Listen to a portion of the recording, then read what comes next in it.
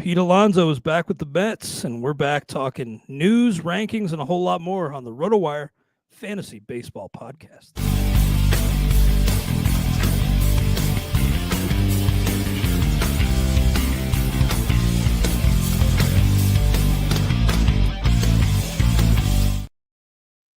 Welcome to the RotoWire Fantasy Baseball Podcast. We are brought to you by Fantrax. I'm Clay Link of RotoWire.com here with FSWA Hall of Famer Todd Zola. Todd, it is great to be back with you again here on Fridays as we kick off the full schedule of the RotoWire Fantasy Baseball Podcast. And we have pitchers and catchers set to report in just a few days, and then we're on the fast track to opening day, so it'll be here before we know it. How are you doing, Todd? I'm doing well. I missed that song. I missed that opening song. Good to hear it. Good to hear you. Good to see you back.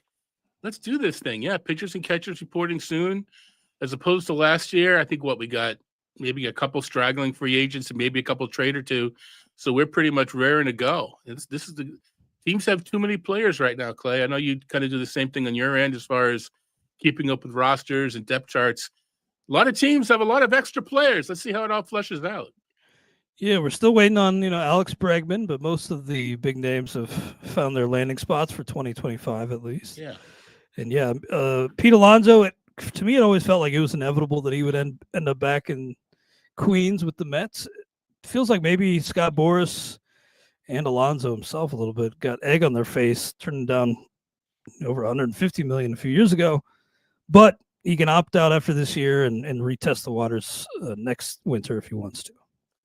Right. It was just you're right. It got to a point where they're going to reconcile. How are they going to do it so that each side looks like they're happy? Yeah. So that's what they came up with, and this is where he belongs. This is where Alonso belongs. So we'll see. I wouldn't be surprised if it turns out to be a longer term deal down the line, and he recoups the money that he would have been paid previously. But we'll see. And with that, Mark Vientos sticking at third base. There was some question about whether he would shift to first, where maybe his glove would be a better fit. But with Alonso back at first, Vientos sticking at third. I kind of like Vientos in fantasy at his cost as a power play mostly. But have you ended up drafting Mark Vientos in any league so far? I don't. The market is treating him like aggressively. I don't. The answer to the question is no. And I think he very well may turn a profit or at least break even at his drafting spot, but there's not much room for error. I think a lot of it is he's eligible at third base. And I think we'll talk a little bit about third base when we start talking about some specific topics. Third base is a cesspool. It's a wasteland. At least everybody sees things differently, but I don't like the middle of the third base pool. I like the top, and there's guys at the end that I'll maybe use volume to try to find one that sticks.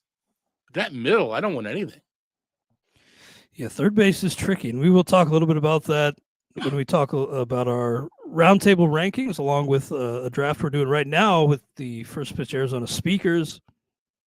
We are in the 11th round, so we'll talk about what we've done so far and kind of how we're attacking certain positions. But a few more news items real quick, Todd, before we move on. According to Todd Rosiak of the Milwaukee Journal-Sentinel, Christian Yelich not expected to be 100% at the start of spring training. And, we've been doing this draft. It seems like Yelich just kind of keeps falling and falling and falling.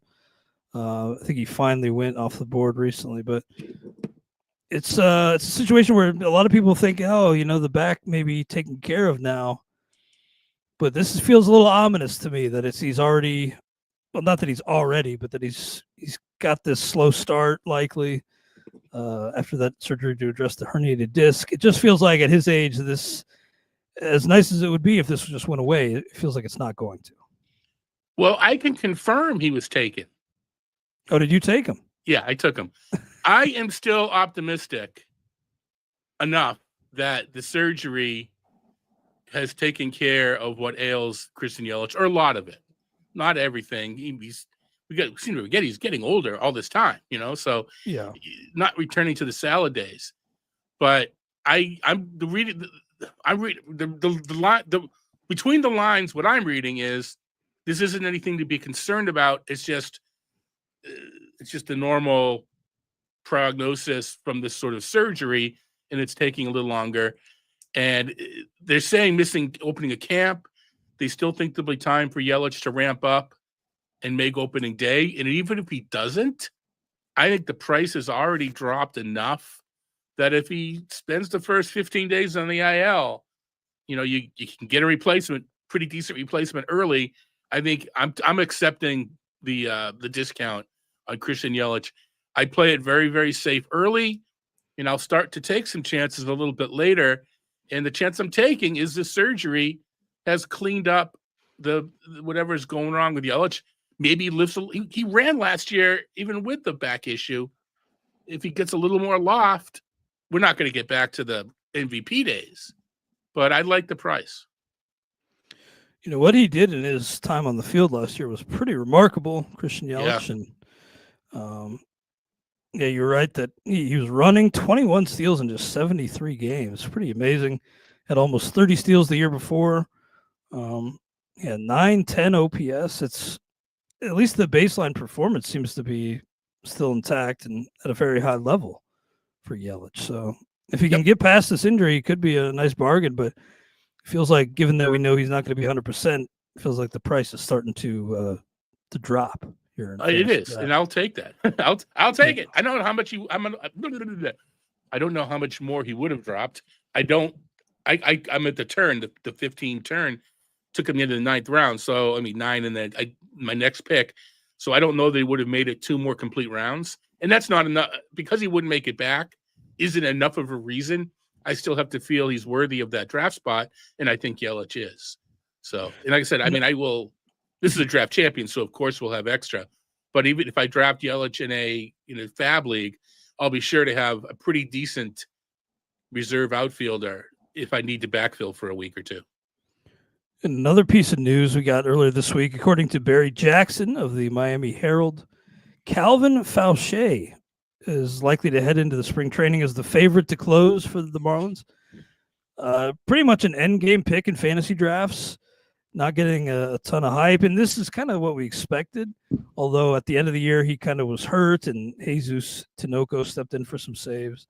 They have Andrew Nardi as well. But I'm kind of wondering, is Fauché a guy that you're willing to draft, or the situation there in Miami just too grim as far as wins and losses for you to roll the dice on Fauché?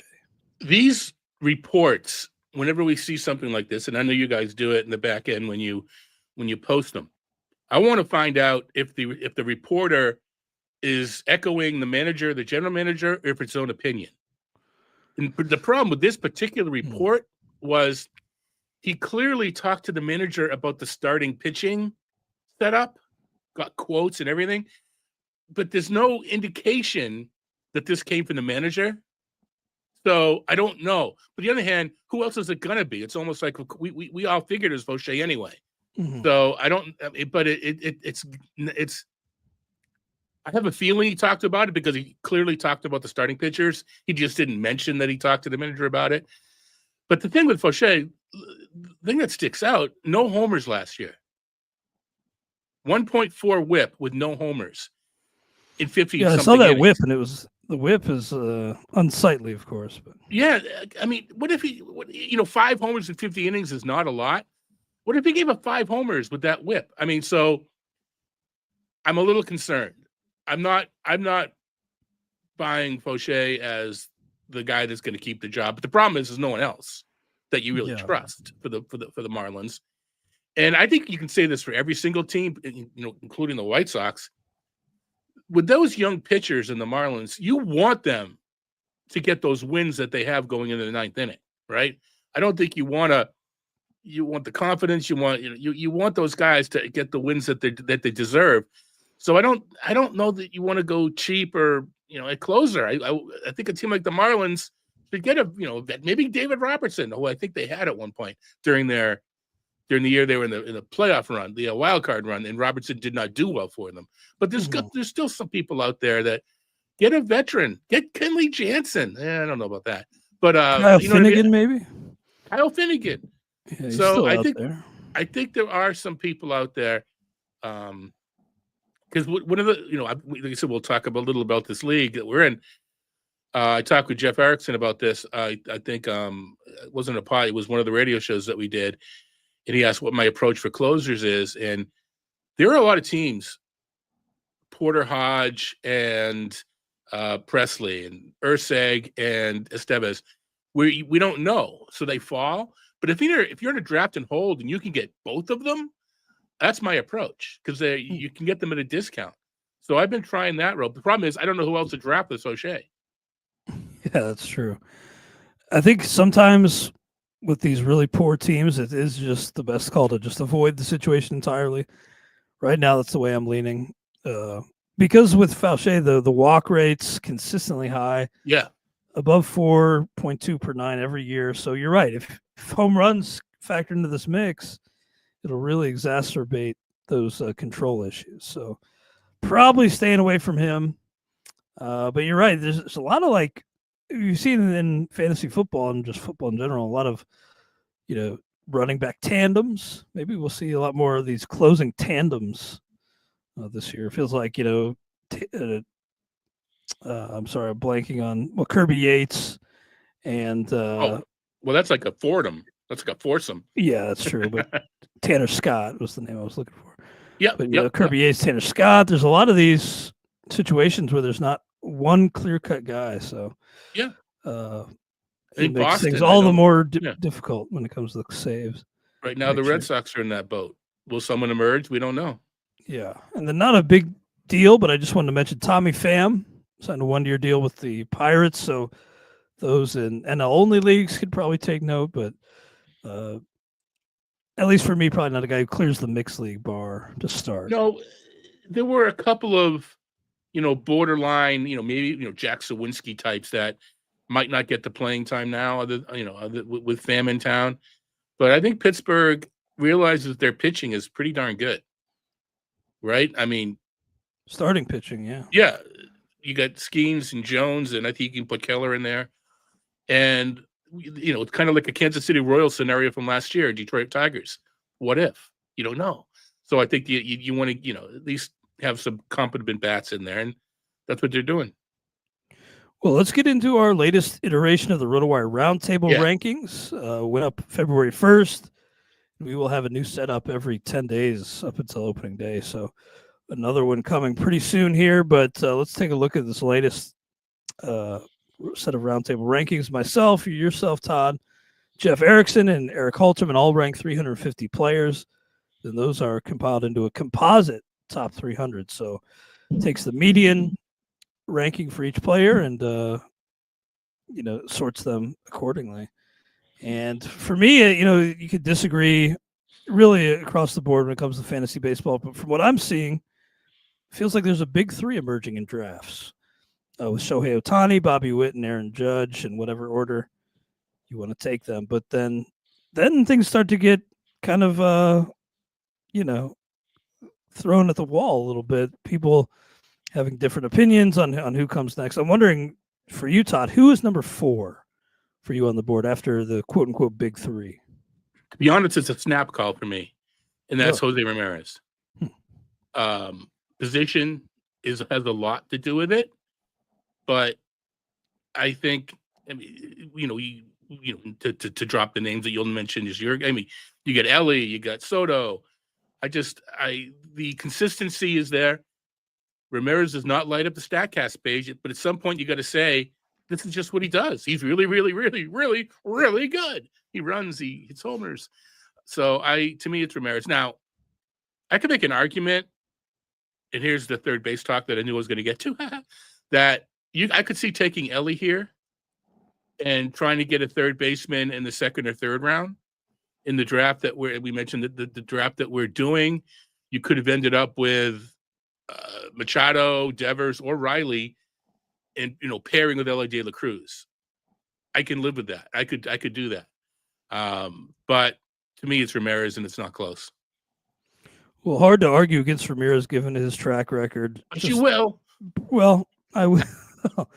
But I get your case, and it's a firm case and rock solid. I don't think you can really go wrong with that. I do have Gunnar Henderson personally as my 4. Okay.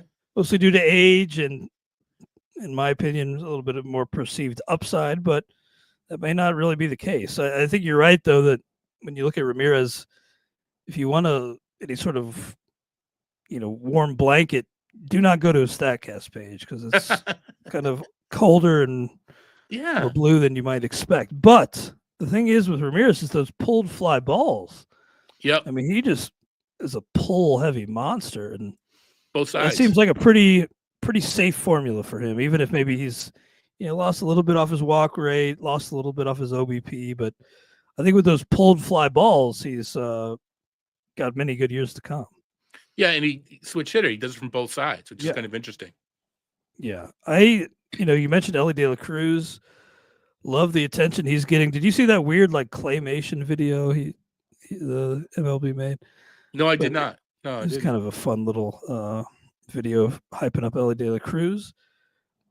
I actually have him, I think, 7th. I get that stolen base is so hard to come by, and he checks that box.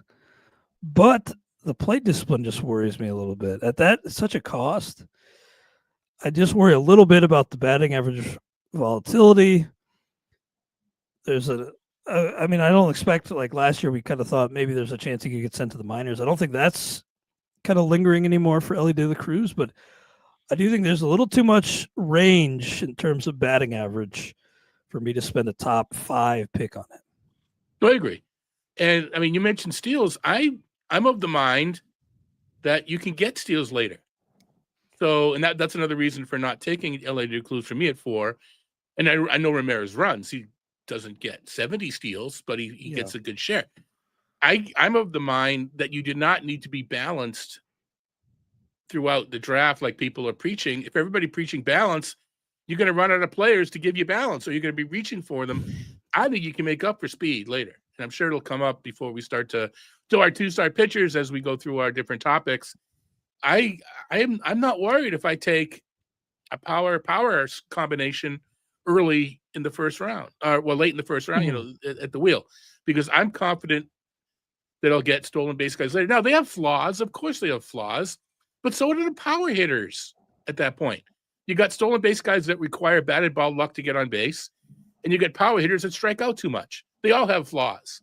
So, I pick your poison. Yeah, that's fair. And I got to tell you, I feel a lot freer heading into this draft season because I used to be so handcuffed to that idea of needing balance. But it's really just a mirage, it's not. Well, you can draft for balance, but usually a week into the season, that balance is thrown off balance. Right. And when you got 10 out of 15 drafting for balance, the inventory is not there. Exactly. I used to be so dead set on, I got to get my foothold in all 10 categories. Well, let me tell you, that hasn't really worked out in recent years. It looks good on paper. You come out of it feeling pretty good, but it's a long season. And I will say if you draft for balance, you could actually be ending up doing yourself a disservice because you're chasing something that really doesn't exist anyway. I prefer my first 2 picks to have a mix, right? But I don't force it. I mean, if I'm looking at Vlad and Yordan Alvarez as my first 2 picks, I'm not running away from that. I prefer Lindor and Churio, who I got, or Vlad Duran, who Jason Collette got, or even Doug Dennis with Julio and Yordan, get the power speed. But I don't force it. I want stats. I want as many stats as I can get early, and I'll figure it out later. Yeah, I just, and lately it's, I've been stuck in that NFBC mindset where it's, if I want to compete for the overall, I got to compete in all 10 categories. And you do, but you don't have to emerge out of your first few picks with that quote unquote balance that isn't really there. It's just a mirage, as I said. So I feel a little bit more free. And in our draft we're doing right now, I haven't really put much stock into speed. This is a standalone league, and I did just draft Pete Crow Armstrong, but it just feels like I am no longer beholden to that philosophy, and that feels good. Good. Freeing heading into 2025. Well, let's take a real quick break. We'll be back in a quick second to talk more about the RotoWire Roundtable, but we will pause briefly for a quick word from our sponsors.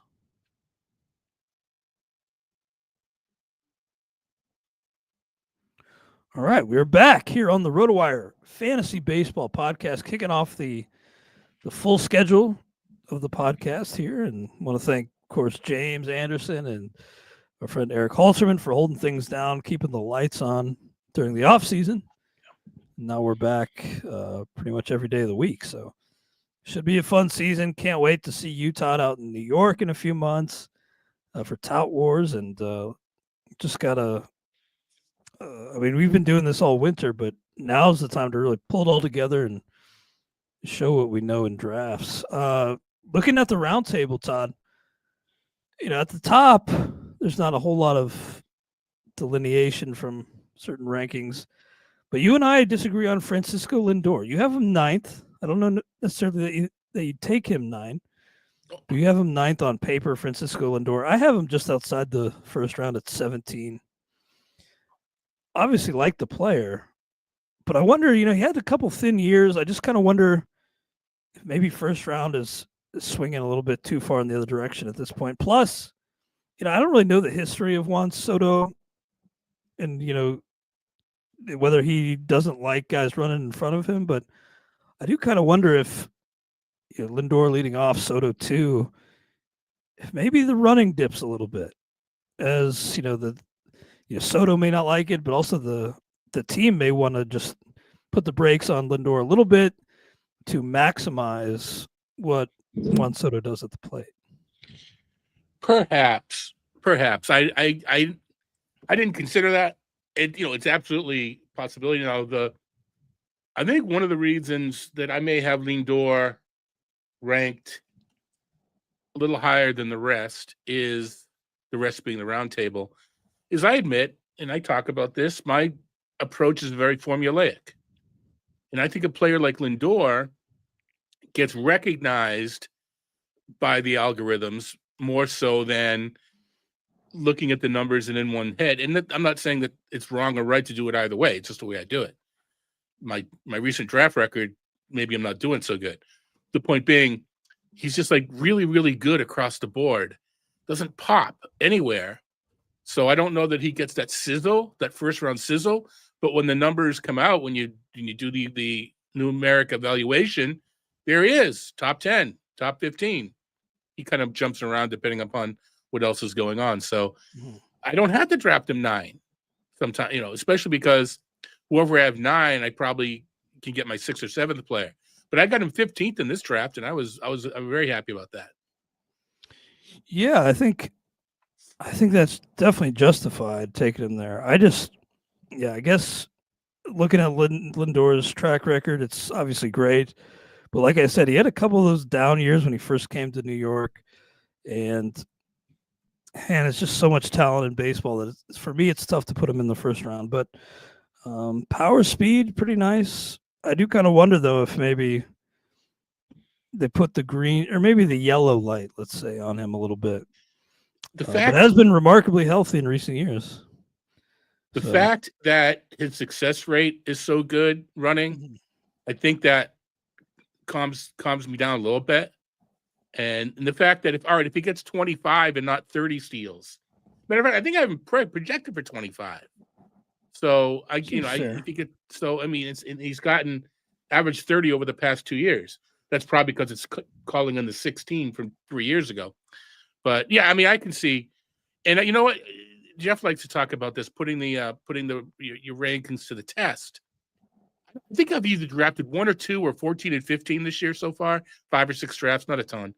I don't know that I've had to make that decision. I may play chicken with Lindor at 9 or 10, right? I may take someone else and then try to get him on the turn and maybe lose, but I don't feel strong enough at 9 that I got to get him here, as opposed to, you know what? I think I'm going to test the market and see maybe if I can sneak him in the second round.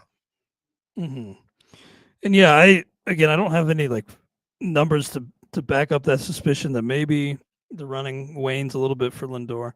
And I don't think Soto's one of these Albert Pujols types who said, "Don't run in front of me." Remember when Pujols did that with Trout? Yeah. I'm didn't like him running in front of him. Washington, I'm trying to, they ran a little bit. San Diego, I don't think they ran very much. And then I'm trying to think Volpe, but he was hitting lower in the order It really wouldn't interfere with Soto. So, Soto's so smart. I think he'd be all right with it. Yeah, it's all, conjecture, but I just kind of wonder if maybe, I mean, maybe they don't need Lindor to run as much. So and he's getting up there in age. So it's absolutely, you can't win the league in the first round, but you can let whatever those cliches. I think it's still important who you take in the first couple of rounds to sort of set the stage for the rest of your picks. So I think these decisions are worth talking about. Yeah, I agree with you. And another guy that I saw you draft, or I'm sorry, I thought I saw you draft, but actually it was one pick after you in the first round. I thought you took Jarren Duran, but no, that was Jason Collette who took him. But he took him 16th, and I looked at the roundtable after that, and you have him quite a bit higher than me, Jarren Duran. You have him 21st. I am 33. For me, it feels about right. But maybe I'm just not giving Jarren Duran enough credit. He, in terms of like real life ball, incredibly valuable by Fangraphs WAR last season, Jarren Duran. Am I just missing something here? Am I just late to the party and late to really recognize Jarren Duran for what he is? I think you're just more conservative with the number of steals, because that's the question. Yeah. Is how many steals will Duran get? Because he stopped running for a good stretch of last year, whether it was injury related or just circumstantial, and he picked it up again towards the end. Mm-hmm. So if we write our projections down, I'll bet, there's probably a 5 steal difference, which is all we're talking about, between 21 and 33, something like that. So, I was very happy to take Chourio. I wasn't even considering Duran at that point, which kind of puts you an idea where I am with Chourio and Duran, which is weird. They're both, Chourio's even younger than Duran, but yet I have more confidence in Jackson Chourio, maybe a little bit more power. I don't know. Chourio seems to be advanced for his age, just maturity and just kind of presence. Not that Duran isn't. Duran's developed that. He didn't have it early, as everybody remembers.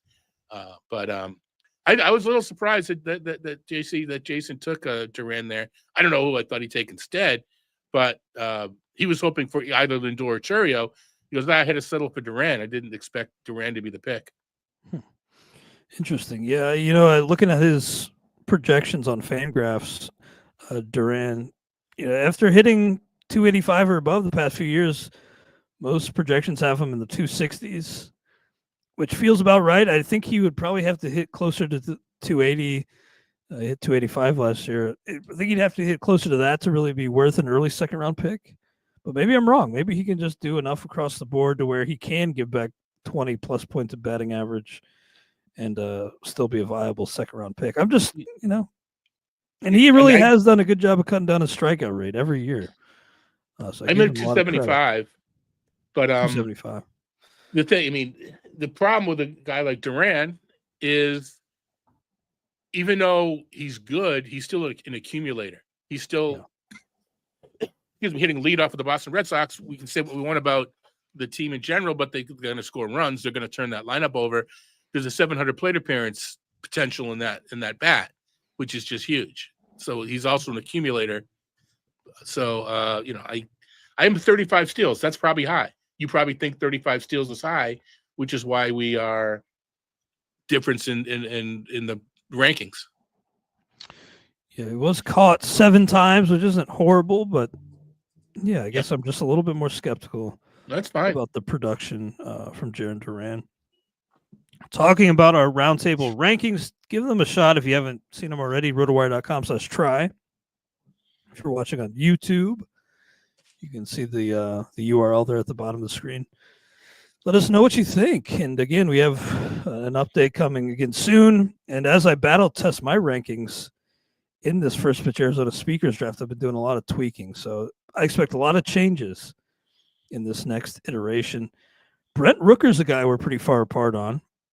I have him 62. You have him 29. I think I'm assuming a large part of that difference there is you expecting him to get outfield eligibility pretty early on, and that kind of makes him more palatable as a pick to fill that UT spot. I'm just so reluctant, especially when I'm actually doing a draft in practice. I'm just so reluctant to fill that UT spot, as a lot of people are. But you think Rooker's worth that UT spot, filling that up early and just locking him in? Well, several points here. In that, first, that had nothing to do with my ranking. This is in a vacuum. I don't only catchers. Brent Rooker's going to get outfield eligibility. It depends if you're 5 or 10 games. He's going to get it by mid-April. Mm-hmm. So you're handcuffed a bit during the draft, but before long, you drafted an outfielder, and if you plan accordingly, it should be fine. I think the major difference, and it's kind of I probably should write an article on the site about this too. Sacramento is north of Oakland. So in my head, if you're going north, it's going to get colder, and Oakland's kind of cold. It averages not over 90 degrees in the summer in Sacramento. That place, and I know it's like a 59 park factor, but that's relative to the other PCL parks, which are all launching pads. You got to throw that number out the window. Against the major league parks, that park averaging over 90 degrees, I think all the Oaklanders are going to benefit. Maybe I'm over benefiting it. Maybe I'm giving him too much of a boost, and that's probably I very well might be Brent Rooker, but I think I was flabbergasted. A friend of mine kind of turned me on to this. Hi, Paul. I was just flabbergasted to learn that, Boston and Hartford are closer than Sacramento is closer to Oakland than Boston is to Hartford. And the difference is temperature-wise like 20 degrees. That blew my mind. Well, yeah, that's kind of a big lingering storyline heading into 2025. The Sacramento A's, as they begin a new chapter in West Sacramento, I guess technically. Well, they're the Park. Athletics. They're not even Sacramento. They're just plain the Athletics. Oh yeah, that's true. They don't have a city designation right now, but in our database we had to kind of make a call to have a city designation in there. But yeah, officially just the Athletics. It's kind of strange, and no city there. I believe they're going to be in Sacramento for a couple years, right, before they go to at least the plan being to go to Vegas. At least, yeah. They're seeing how things go. But actually, in Tampa, they're not really sure. That's how long it's going to take. But yeah, that's the plan. You never know with construction, et cetera, et cetera, et cetera. So, shout out to longtime friend of the show, Uncle Ted, who's back in the chat. Yay! We appreciate him. And we also had a question from Randy wondering our thoughts about Seiya Suzuki this year. I actually just drafted Suzuki in the 6th round of the 15-team draft we're doing. Did have a 370 BABIP last year, which was pretty fortunate, but 138 WRC plus. He's been well above league average every year he's been in the league. Not a superstar, and maybe the steals fall back to single digits, but man, he's pretty consistent. And no matter where, if the Cubs end up trading him, he's going to be in the lineup wherever he is. So I don't expect the playing time, his defense to affect his playing time much. And just well-rounded production with a high batting average. So I'm into him. Where do you land right now on Suzuki? I'm in as well. I think that he's getting a little too penalized with the injuries. I don't see anything that is he accident prone or injury prone? That's kind of that's what we used to say about Jacoby Ellsbury, that he became injury prone. So I look at the injuries that he's had, and he's had injuries, but I don't know there's any more of a risk than any other player. So I think the volume is there. I am with you on Suzuki. Maybe it's because his ADP, his market ranking is kind of where I'm looking for an outfielder. So I've done, doesn't mean I'm talking Suzuki, it means I've looked at him in several, just done some, research on him in almost every draft. He's been on my queue. So I 6th round, I like that range. Yeah, I paired him up with Teoscar Hernandez, and I took him after Teoscar, and don't like him as much as Teoscar, but I do think there's kind of some similarities there in that they both have some defensive issues, but not enough to cost them playing time this year, in my opinion. So, they're a little flawed as real life players, but as fantasy assets, maybe a little undervalued in my opinion. All right, next up we have on our list of topics related to the RotoWire Roundtable, Roki Sasaki, big name making the jump to Major League Baseball. I also drafted him This is all about me, Todd. Usually the show's all about you. Just kidding. But today is all about me. Roki Sasaki, you and I are pretty far apart in our rankings right now. I have him 88. You have him 156. I took him. What round did I take Sasaki? 8th round. So kind of putting my money where my mouth is, although this is a free league. But I guess this is largely just blind faith in the Dodgers. We know the talent's there. We haven't really seen him against big league hitters, but we know he's at his age throwing no-nos over in Japan and drawing a lot of attention. Now with the Dodgers, I expect realistically, probably no more than like 120, 130 innings. But I'm expecting a high level of performance in that span. So I'm excited to draft him as an SP3. I'm getting a sense that that's a little too rich for your blood, Todd. I think he is SP3 quality. You mentioned the innings. He's not going to get any 2-start weeks. I'm not so concerned about that. But I want my SP3. He's in my lineup every week, and I'm never taking him out within reason. I want more than 120. I want the potential of more than 120, 130 innings from that guy. I think there are going to be weeks where on Monday, when you click him in, he's going to pitch, but he ends up not pitching that week for whatever reason, Sasaki. And all the pitchers. That would be really frustrating, and that you're probably right on that. So, and I have Yamamoto ranked pretty high relative. You can use the same arguments. And I don't think I've changed his ranking since the news came out about the recommendation for Tommy John, especially because you can't stop reading these pieces. You got to read them to the end, right? You can't just get the clickbait. The clickbait is Sasaki said no to Tommy John. Well, read through it. It says later on, it turned out he didn't need it. And it was a shoulder injury, and he didn't even need it. So I think people just all they read was the clickbait headline, and now they're afraid to draft Sasaki. So I would be nervous as my SP3. I'm not going to say that I planned it so that his ranking is around SP4 or 5. It just worked out that way. Because the other thing is, in a draft, if you know he's not going to pitch in a given week, you put someone else in there and you raise him up your rankings because you're going to have someone in that spot.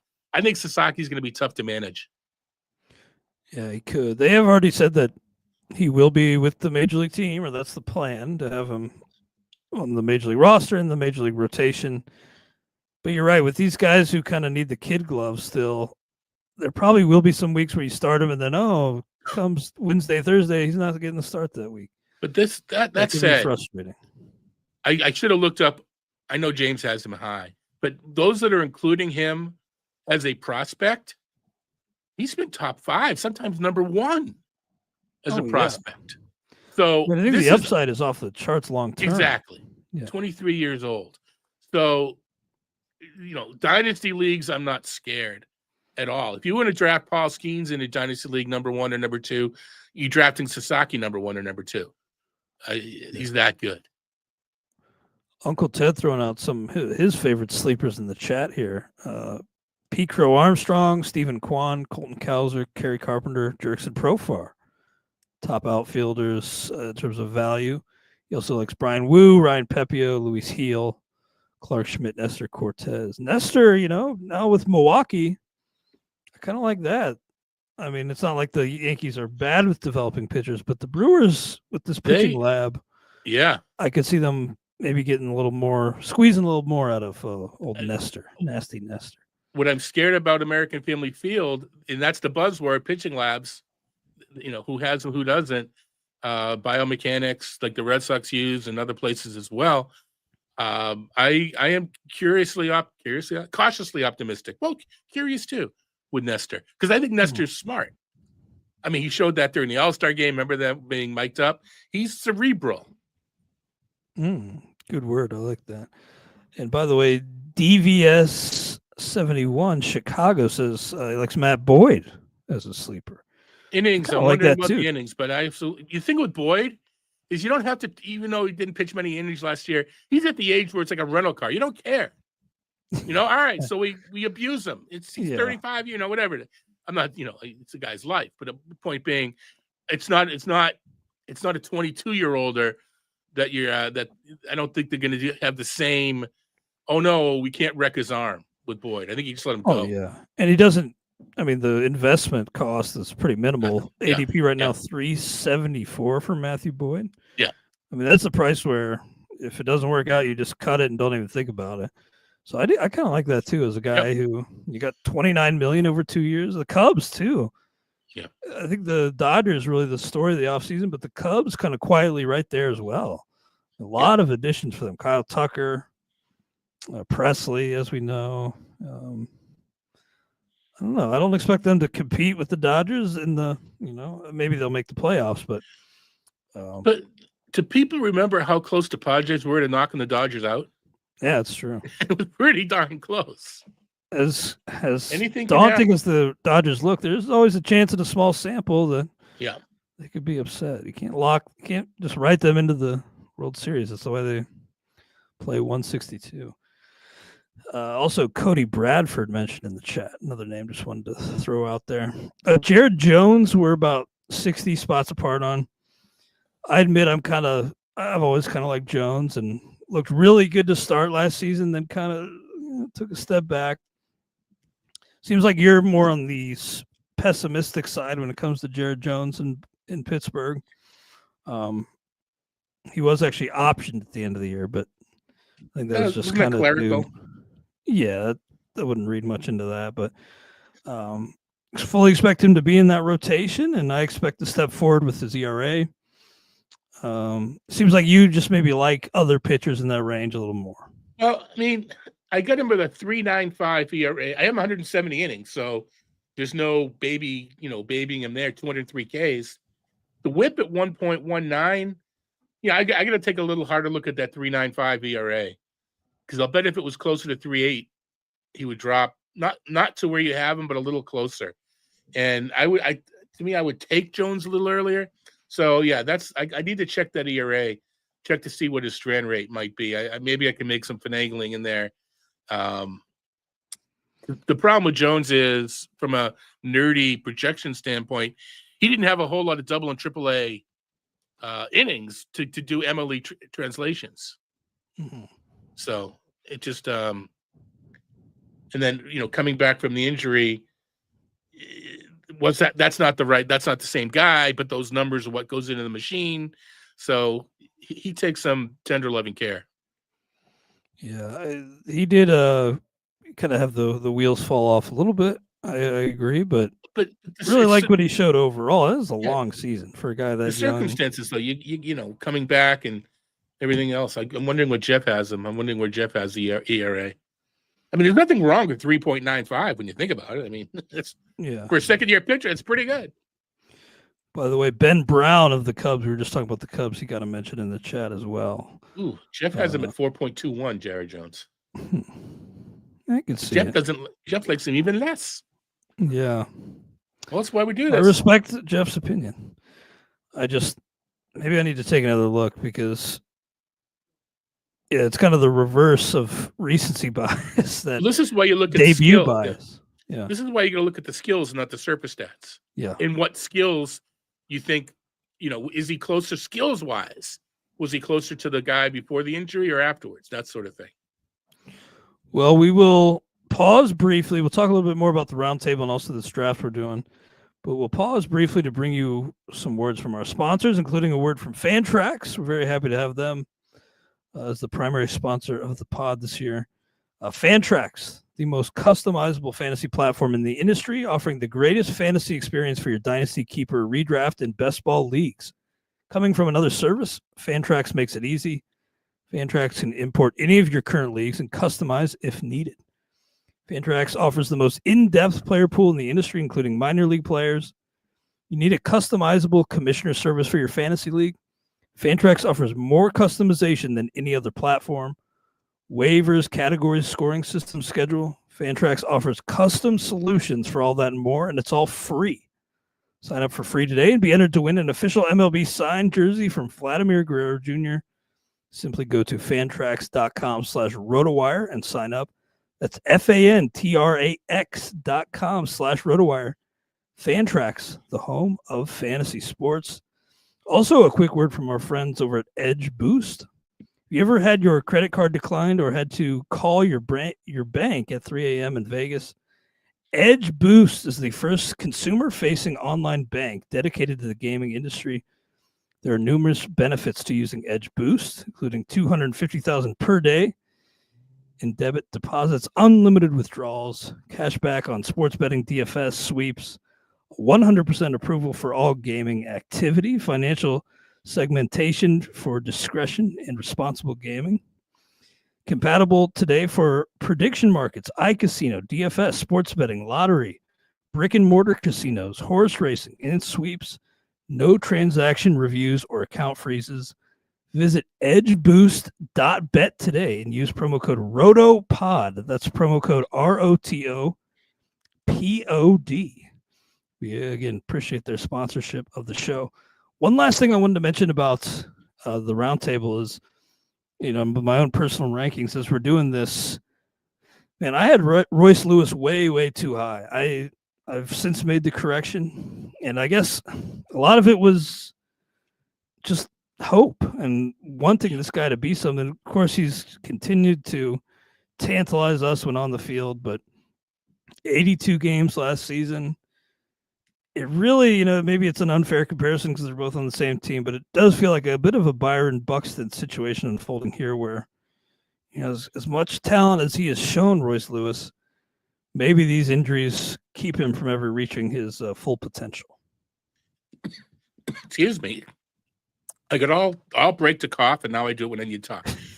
I'm there too. If you're trying not to draft Royce Lewis, do not listen to an interview with him, because he will convince you to draft himself. He says all the right things, Yeah. I'm working with this Pilates. I don't know if he's whatever to stay healthy. I mean, he's doing all the right things, rooting for the guy. But you're right. I mean, there's definite FOMO, and there's always one person in every draft that's drafting the upside. I think we're going to talk a little about that when we talk about the speakers draft. But yeah, all it takes is 1 out of 15 or 1 out of 12. That's an ADP isn't the player's ranking. It's where the most aggressive person in each room took him. That's a good way to think about it. Because there's always one. Yeah. In each room, and that one will determine the ADP. Yeah. That's a good point. Yeah, I don't know. I must have just been expecting more playing time than you could reasonably project with Royce Lewis. Again, I have since made that correction, but it just seems like I want to invest, but I guess the cold hard facts get in the way a little bit on Royce Lewis. All right, let's talk a little bit about this draft we're doing. I am in the 7th hole. You are at the very end in the 1-2 turn at pick 15. My first pick, I took Paul Skeens. I think I have 5 after the top 4 for me. I just huge injury risk, obviously. The only pitcher to go in the first round. It does feel like with the injuries to the pitchers in recent years that the first round pitchers are becoming scarce, and there may be a lot of drafts where no pitcher goes in the first round. But I still think having that first pitcher, if we knew it was Skeens at the end as the number 1 SP, you still want that guy because of the effect that top pitcher has on your ratios and on your fantasy league. But I get the skepticism after Spencer Strider went down. And Uncle Ted right on cue says Skeens equals Strider. Easy to draw those parallels, but again, I think at the end of the year, if you knew that Skeens was number 1 on the pitching side, I think 7 would be a nice spot. A lot of risk, though. I agree. I've got Skeens too, which, I mean, to me, there are some of my older compatriots in the industry is like, how can you have them that high? I got Terry Skubal ranked ahead of Skeens, and then I did a league. It's not an NFBC league; it's a 15-team league, similar to the NFBC, where I took Skubal 8th just to see what the team build was like, with taking a pitcher. And I liked it. Of course, everybody likes their team. So, but I can see it. I mean, is there a huge injury risk? I don't know. Just because Right? just Yeah. he throws 100. I mean, Is he any more of an injury risk than anybody else? I don't know. I think there's a very real possibility he needs surgery at some point, but he's still only 22. Yeah. Paul Skeen. So I mean, it's if you're not drafting a guy based on injury risk for a guy who's never been injured, I don't know. That seems like maybe overthinking it a little bit. Plus, he was doing stuff last year that we haven't seen since the dead ball era. So I'm a big fan of Skeens. The run he gets on that, the pitch that just fades, the throwing to the right-handers, the run he gets towards the batter. Sometimes I think that the camera is like moving to make it look like the pitch is running that much. It's insane the movement he gets. Yeah, true. And then as you mentioned earlier, took Lindor and Churio as your top two. And as Uncle Ted mentioned in the chat, back-to-back main event champs have come from the 15 hole. So you're not getting Ohtani at the end of the first round now. But that tandem at the back end of the first, if you're picking back there, can be a really strong. I ended up taking William Contreras in the second round. Not somebody I actually expected to take at that point, but I thought, the big time speed contributors are mostly gone. Getting the number one catcher could give you a nice base. Then I got Austin Riley in the third, which was pretty fortunate, I thought. Yeah. So emerging without the speed that I usually covet in the early rounds, but again, changing up my philosophy a little bit this year and putting less weight on balance and not necessarily, freaking out over steals in the first three rounds. No, I like it. Contreras, the edge he gives is just insane. And I like the way a lot of people will draft a pitcher really early and then ignore. I'm not. Fourth round, come back with Cole Reagan. So, it's like when you draft a pitcher in the first round, by your sixth or seventh round, your team looks like it kind of would no matter where you're drafting. It looks it's come to the point where it probably would have been there regardless of the pathway. That's what I found. So I do kind of like that.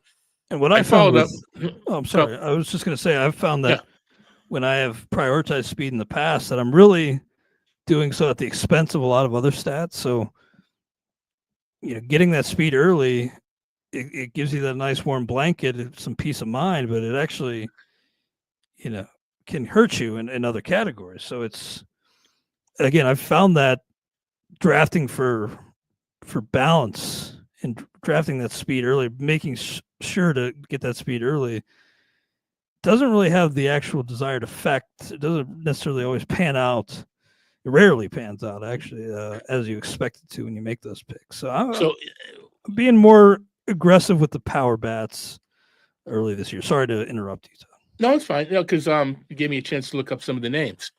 Because I think feeding into this whole philosophy, Clay, is there is speed available later, and not just available speed. There is a tier, and when you're drafting this sort of manner, you don't want, if I don't get Pete Crow Armstrong, I'm dead. We don't want that. You want to have 3 or 4 players of that ilk. Similarly, so if you don't get Armstrong, you get someone else. So in the middle, you've got Bryce Terang, you got Andres Jimenez, you got Bryson Stott, you've got Anthony Volpe, you got Maikel Garcia, there is Xavier Edwards. There are a bunch of these guys that, I happen to like Bryce Terang. But if I don't get Bryce Terang, I don't sweat it. I will get one of the other ones a little bit later, or maybe I took someone before Terang. And the same with the outfielders. Our shout out to DVR. We got Victor Robles. You got PCA. You got your Crow Armstrong. I don't think we can put Doyle there because I think he goes a lot higher. But there are a few other outfielders of that ilk. I think there's more middle infielders, but there's a couple of Jason Dominguez, maybe, I don't know. There's a few outfielders that you can put in that range that if you don't get your speed early, you're going to be able to make up for it. People say, "Oh, but these guys, they require batted ball luck." Look at the power hitters you're drafting in this range; they strike out left and right. So there's warts with everybody past the 6th, 7th, 8th round, whatever you want to call it. So it's you pick your poison, put your build together, and go from there. But to me, you can make up speed pretty easily. Yeah, a few years ago, I didn't think didn't necessarily think that, but I think with the rule changes, more stolen bases, it is a little easier to round out speed. Plus, it's one category. It's Yeah.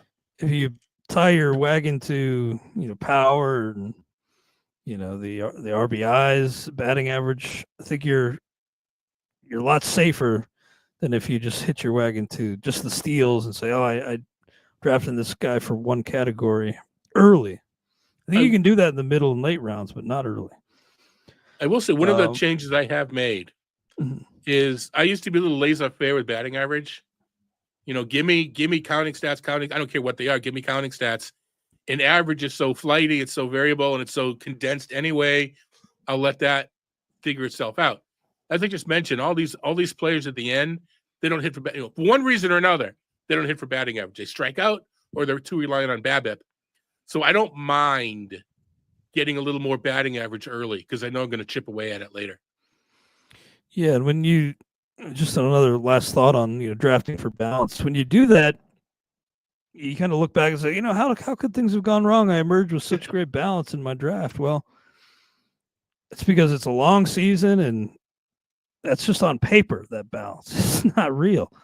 So you have to, I think you have to be willing to throw yourself out of balance, actually. I think you have to, it's something I've been reluctant to do. I think if you are willing to actually do that, you're actually setting yourself up better than if you draft for balance. And after 23 picks, you're going to have whatever ratio of homers to steals that you set out. It's just how you got there. The pathways, it was a bit different. I don't know what the numbers are nowadays because I don't do this sort of thing anymore. Whatever, 300, 170, whatever the targets may be. It's just, you just got there a little differently. But by pick 23, you got to where you needed to be. As we've been doing this draft, we are now into the 11th round. I was a little surprised that Alexis Diaz for the Reds just keeping on falling and falling and falling. Went behind guys like Kirby Yates and others. I mean, not that that's necessarily a bad pick to take Yates over Diaz, but I just think it's a little interesting that the guy who has seemingly such a large share of the saves there in Cincinnati, new manager, a Hall of Fame manager, and Terry Francona to put the pitching staff and the relievers in best position. Feels to me that Diaz is getting kind of unfairly discounted at this point. I know he had a pretty rough year, but don't you think he still has a pretty good leash to begin 2025? All right, so you wrote in our rundown last night, let's talk about Diaz. And in parentheses, I got him in 3 of 6 leagues so far. We'll make that 4 of 7. Because you took him in this draft. I took him in this draft. I mentioned earlier, I like either, get a lockdown closer or pairing him up. I agree that the problem with Diaz is I don't know who else to pick, but that's a good thing. Yeah, because if he can get the walks under control under control. Let's use different words. If he can get the walks under control, he's back to where remember this time last year, who's going to finish higher, Alexis or his brother? That was I was really excited about Alexis. Yeah. So I think he a better walk rate away, and a guy like Francona maybe can get in his ear and he can get that walk rate back down. And I think Cincinnati will provide some saves. So when you wrote that note, it's like, oh, don't take him, Clay. I want him. So, probably would have taken him if I was on the clock. But I don't remember if you had already taken Crow Armstrong or not. But anyway, no. So I'm with you on the analysis. I don't remember. Now you can't really look where I have him on the round table because where I take closers may be different where you take closers. But I'll bet you ranked among the closers. I'll bet you we're both on the higher end. I think maybe I'm 10th among the closers, something like that. Mm-hmm. Yeah, it is. I always find it hard to rank closers because no matter where I put them, when push comes to shove, I always have to end up jumping 1 or 2 if you want to get a closer. Yeah. So really hard to rank those guys. But I'm with you that Diaz, I think makes for a nice target because of how much he's slipping. Now, David Bell probably was too loyal to some of these guys and continued to pitch them in roles when they were struggling. But I think overall, I mean, he's got 28 saves compared to only 4 blown saves last year. The year before that, 37 saves to only 3. Even with the walk issues, he still usually gets it done in the 9th. So Yeah. I'm pretty excited. And plus, even with the addition of, Taylor Rogers is kind of a gadget type reliever with the wonky delivery from the left side. Not really a big threat, in my opinion, to wrestle that job away. I agree. So we'll see. Emilio Pagan back there, not really any huge threats, in my opinion. But they're not bad in what they do, though. Oh, not bad, no. I just see Diaz having more leash than he's probably given credit for. Yep. Now, you've found that in this draft that the prices on Ronald Acuna, Jacob deGrom, too rich for your blood.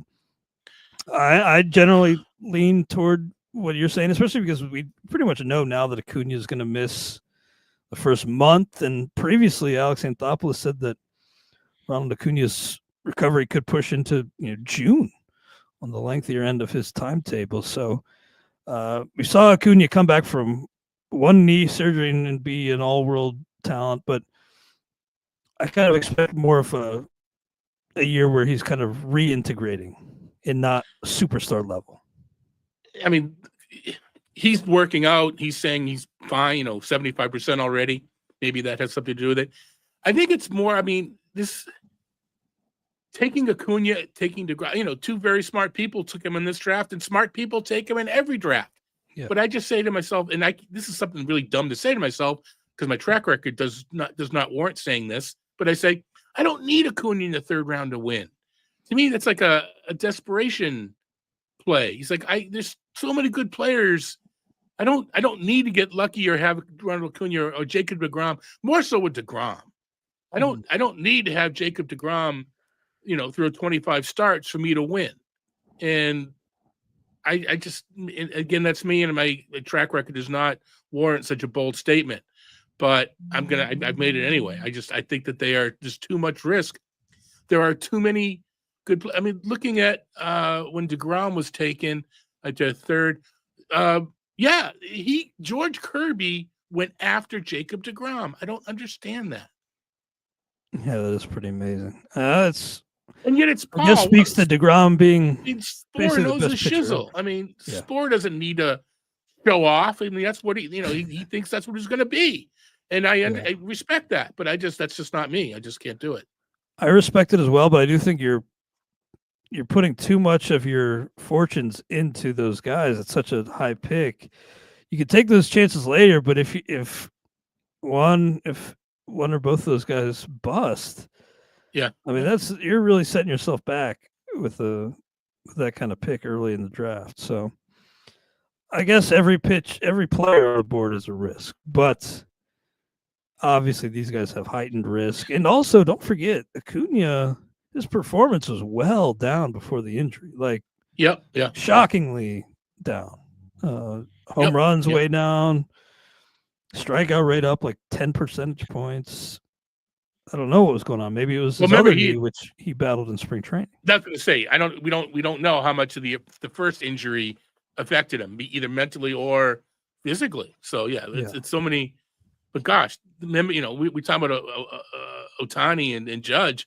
The season Acuna had was just silly. So let's not forget that either.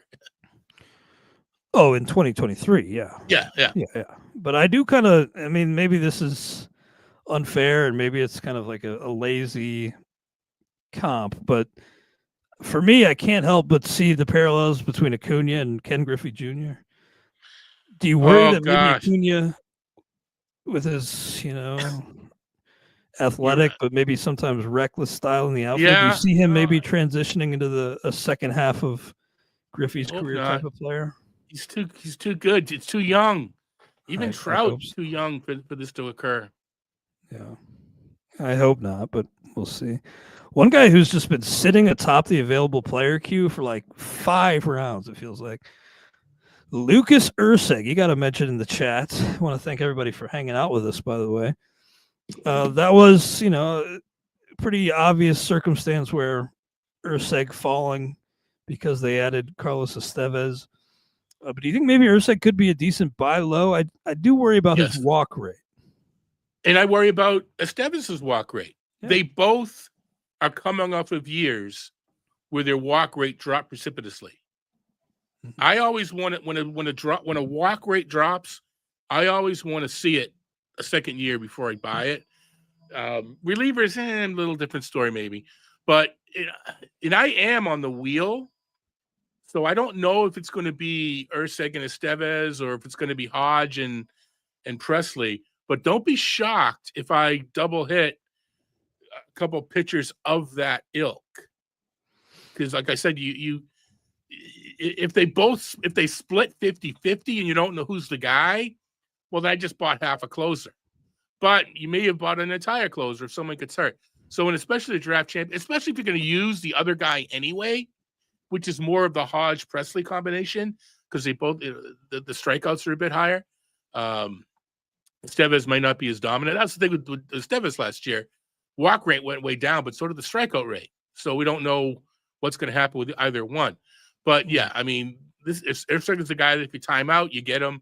But I do think there's a point where it makes sense, especially if you're at a wheel, to try to double ping both from the same team. Yeah, I think that would be nice. I think Ursack is really fascinating because don't forget, he came up initially. Well, I don't know if I don't think he ever reached the majors, but he started his professional career as a third baseman, right? Yeah, something like that. Yeah. Well, he only made the transition to the pitching mound like 3 or 4 years ago. So he's kind of new to this whole thing. Already has found himself closing. Wicked stuff. I just kind of wonder if maybe there's more room for the walk rate to stick with a guy like that who, the track record for me is kind of, it's like, it doesn't mean as much necessarily with Ursack because he's kind of new to the craft. And I guess for me, there's more room. It's more feasible to think that he could improve his skills at something he's relatively new at. And he's got the strikeout rate as the buffer. Whereas if Estevez's walk rate goes back up, he's in trouble. Yeah. If Ursack's walk rate goes back up, he goes from being a potential top 8 closer to a top 12 closer. You know what I mean? He's still good.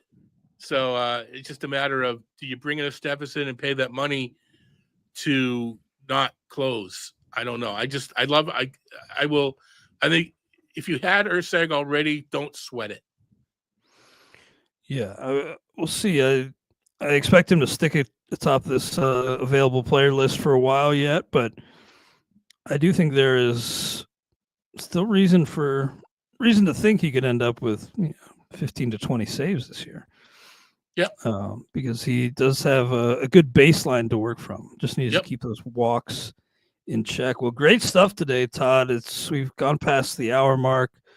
We'll have a ton to talk about in the weeks to come, but we'll get out of here for now. Anything else on your mind today? Yeah, a lot on my mind, but you don't want to hear it. No, it's great to be back with you, Clay. I mean, great we talking talked a couple times during this, site stuff, whatever. No, I enjoy this, and it's gonna be a blast. And glad to be back with people on the pod. I was kind of jealous of James and Eric being able to get some stuff off their chest all off season long. Yeah, Eric had me on enough that I got stuff off my chest too. But anyway. And you and Eric still doing the Saturday MLB Network show? Yes, we are. Yeah, so we got check them out. MLB, and we're starting in a week. We're back on we do the flip for the Fantasy Channel. So awesome. Jeff and I will be back on Sundays, and Eric and I on Saturdays. So the flip is coming soon. Well, a lot of baseball talk to come. Always love talking baseball with you and picking your brain. Thanks to Uncle Ted and everybody who came through the chat, contributed to our conversation here. Great to be back with you guys, and thanks for hanging out with us on this Friday. We'll be doing it every Friday for the foreseeable future. Thanks, and we'll talk to you again next Friday on the RotoWire Fantasy Baseball Podcast, brought to you by Fantrax.